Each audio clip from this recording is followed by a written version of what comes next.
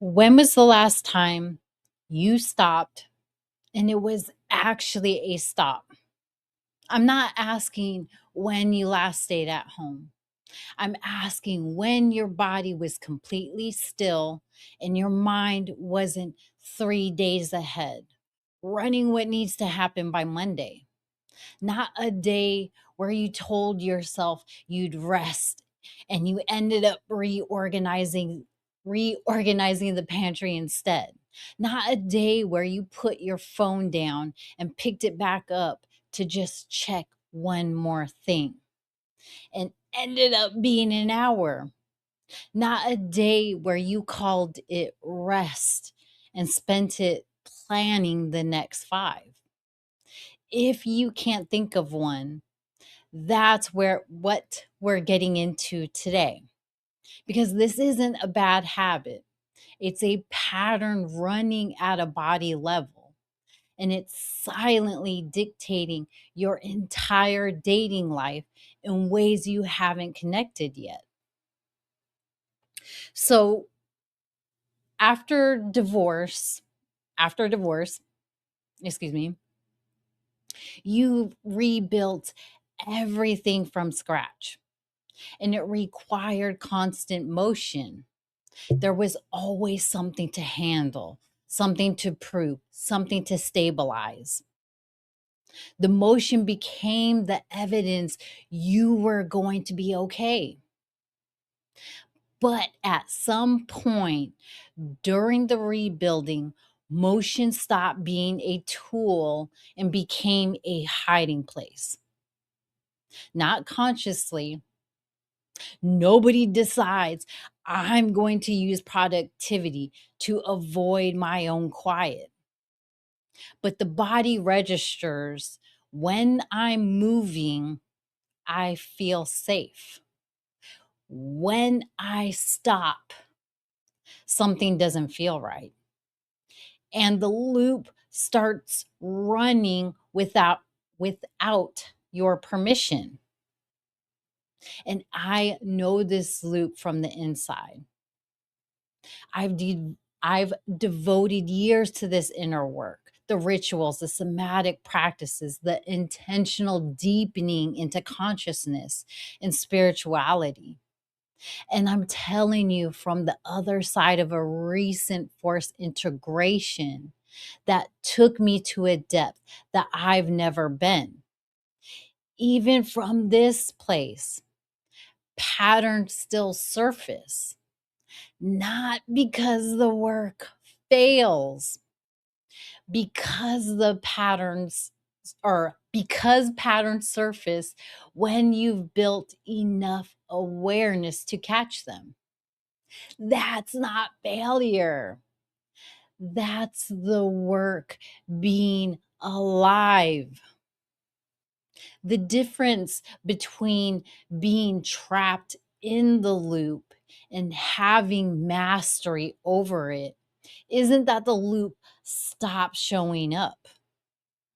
It's your relationship to it when it does.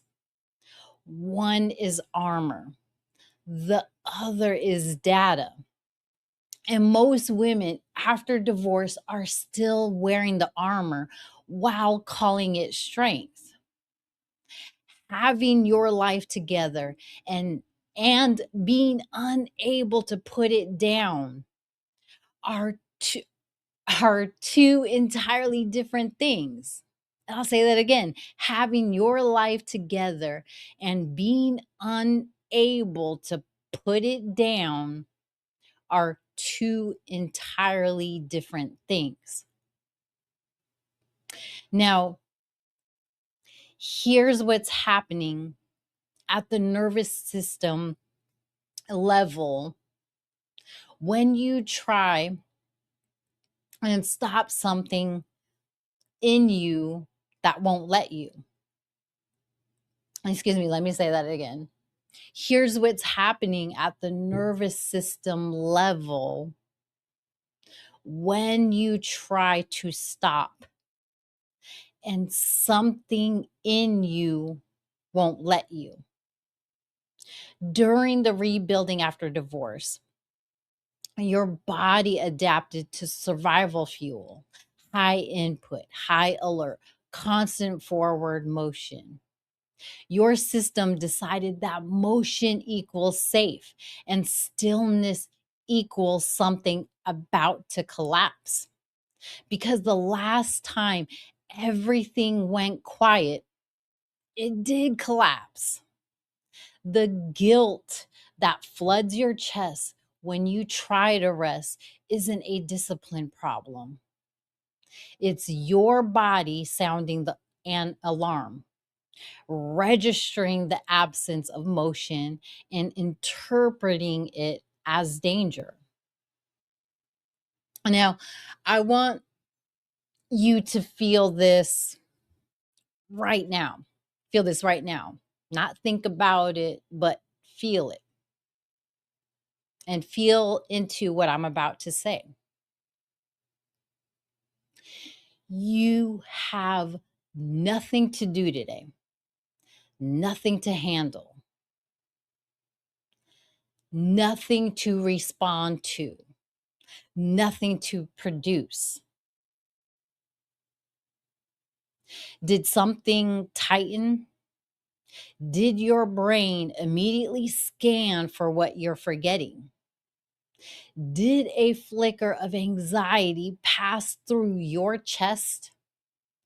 Or did you have a thought out loud? Or did you say out loud, Stephanie, I always have something to do. There's always something to produce. There's always something to handle. That's the alarm in real time. Your body treating peace as a threat.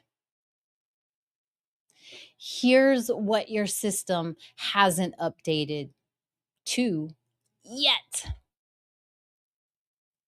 Now I'll say that again. Here's what your system hasn't updated to yet. You're not in the collapse anymore. The ground is underneath you, but your body keeps sounding the alarm because the last version of quiet was the version where everything fell apart. So it stays braced, hyper vigilant, scanning for the next thing to go wrong. And you live inside that constant hum of readiness, mistaking it for normal, mistaking it for being on top of things. When it's your body running a program that no longer matches the life that you're standing in or stepping into. So here's where this follows you into every connection. And this is the part that changes everything when you see it. If you don't include stillness and presence within your own body, you won't bring them to a date.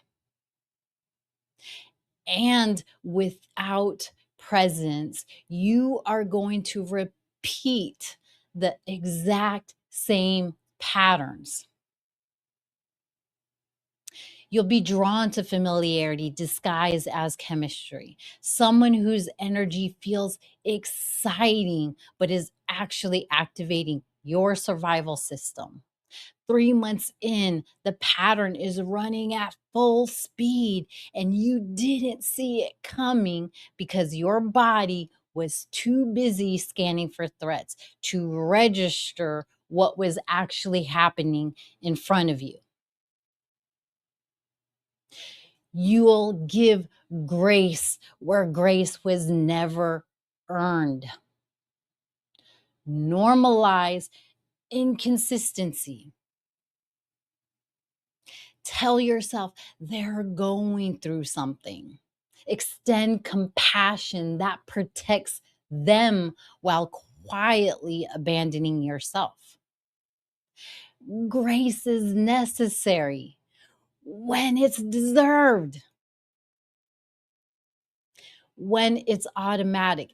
It's a survival strategy, wearing the mask of understanding. And you won't see the difference until the pattern has already cost you months. You'll stay in surveillance mode, tracking every micro expression, every shift in tone, every delayed response.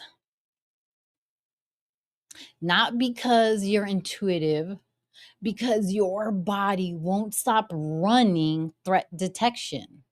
And surveillance isn't presence, it's a prison you carry in every room, every conversation, every connection.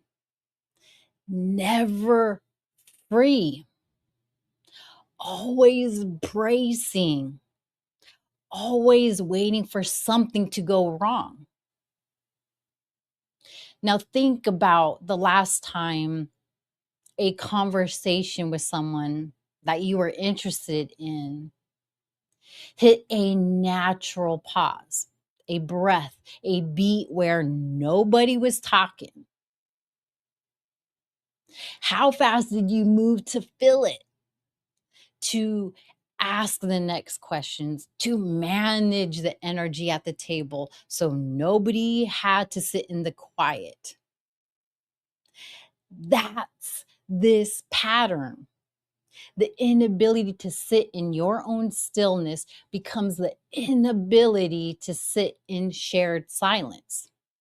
And shared silence is where real connection lives. Not in the performance, not in the perfectly managed, curated conversations, in the pause you let breathe. Presence is what every meaningful connection is built on.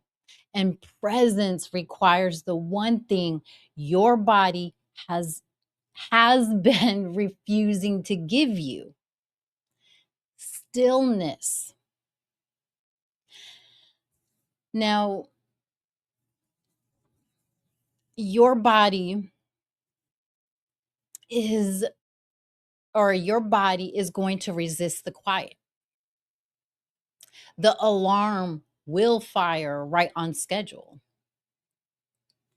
That's the old wiring, not your truth.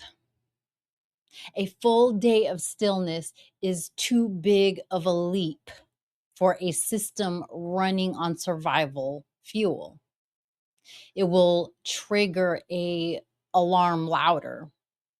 So here's what we're going to start with. And we're going to start with a micro step. And this micro step, you are going to do 3 times a day for a week. Stop for exactly 60 seconds. No phone, no task, no sneaking in obligations. Drop your shoulders. Sit in the quiet.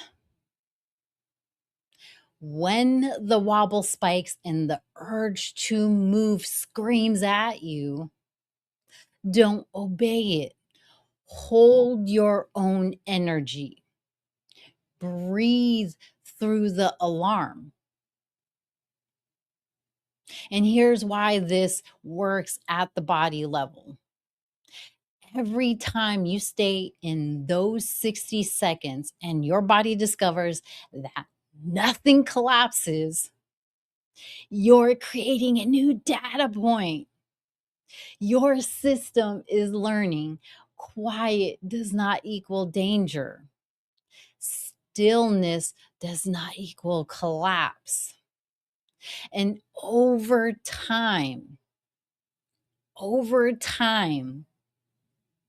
those micro moments rewire the alarm itself, not through force, through lived proof that the quiet is safe now.